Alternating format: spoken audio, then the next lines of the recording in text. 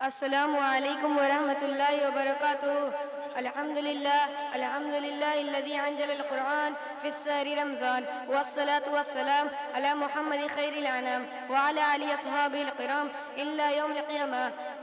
اما بعد، قال اللہ تعالی فی قرآن مجید، اعوذ باللہ من الشیطان الرجیم، بسم اللہ الرحمن الرحیم، یا ایھا الذین آمنوا کتب علیکم الصیام کما کتب علی الذین من قبلکم لعلکم تتقون۔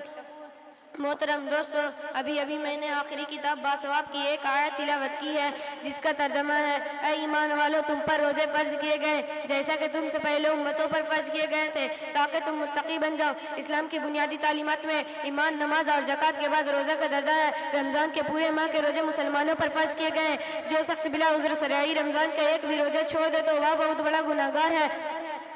فرمایا ہمارے آقا مولا جناب رسول صلی اللہ علیہ وسلم نے، بلا عذر کوئی ایک روزہ بھی چھوڑ دے تو وہ اگر اس کے بدلے میں ساری عمر روزہ رکھے تو بھی اس کا حق ادا نہ ہو سکے گا۔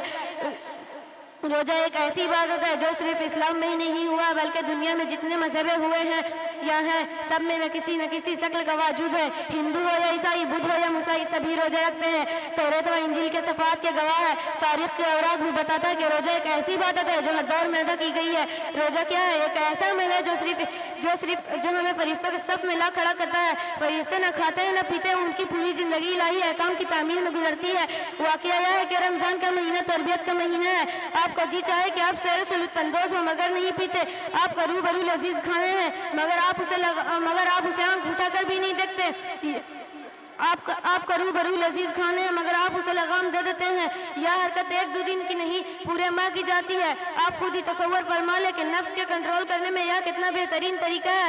روزہ ہمیں سکھاتا ہے کہ ہمیں وہی کرنا چاہیے جو سب سے بڑا سرکار کی مرضی ہے۔ ہمیں اسی طرح رہنا چاہیے جیسے کہ مالک کائنات چاہتی ہے۔ ہماری ہر حرکت اسی کے حکم سے ہونی چاہیے۔ وہ کہے کہ چلو تو چل پڑے، کہے کہ رکو تو رک جائے، وہ کہے کہ کھاؤ تو کھا لے، پیو تو پیو۔